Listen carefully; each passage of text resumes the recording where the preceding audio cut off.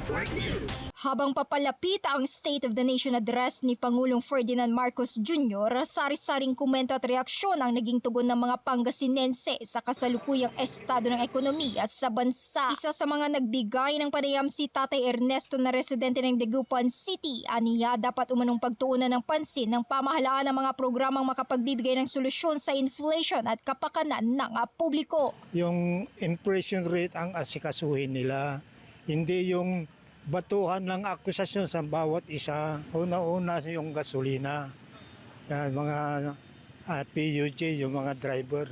Nila yung repealin nila yung oil deregulation law.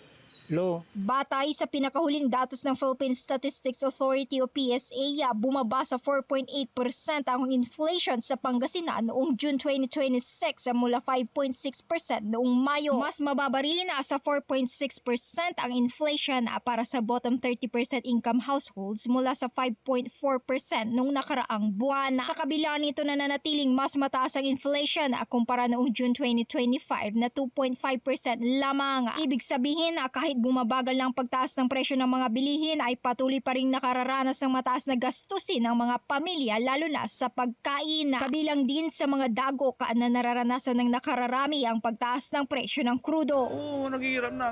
Kasi kahit may pera ka, nahihinayang ka rin.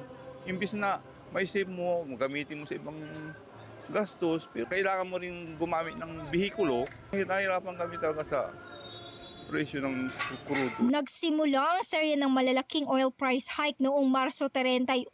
Pinatupad ang pinakamalaking oil price hike ngayong taon noong Hulyo 21 kung saan umabot sa 10.68 pesos kada litro ang dagdag sa diesel, 11.77 pesos naman kada litro sa kerosene at 3.65 pesos kada litro sa gasolina. Batay sa mga ulat ng PSA, ang mas mataas na presyo ng produktong petrolyo ay isa sa mga salika na nagtutulak sa pagtaas ng inflation. Labis ring naapektuhan nito ang mga estudyante na limitado ang budget sa pang-araw-araw na pagpasok sa eskwelahan, katulad ng mga senior high students na sina Sam at Zaya. Hindi nila tunay na pangalan. Naapektuhan naman ang kanilang pag-aaral kapag lumalaki ang gastusin sa pagkain at iba pang gamit sa paaralan. Ang main pong ginagastos po namin is pagkain, tapos minsan school supplies din po.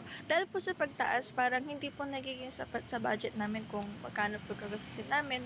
Tapos, lalo na po sa pagkain kasi lagi pong tumataas sa mga canteens. Sa kabuuan ay pinakikita ng mga pinakahuling datos na unti-unting bumubuti ang takbo ng ekonomiya ng Pangasinan. Ngunit hindi pa ito ganap na nararamdaman sa pang-araw-araw na pamumuhay ng iba't ibang sektor ng komunidad. Habang bumabagal ang inflation at lumalawak ang suporta sa maliliit na negosyo, na nanatiling mataas ang presyo ng maraming pangunahing bilihin at patuloy na hinahanap ng mga Pangasinense ang mga mas konkretong solusyon para sa kanilang kabuhayan. Kasama mo mula rito sa IFM News Dagupan, ito si Idol Denise Brillante Tatak, RMN!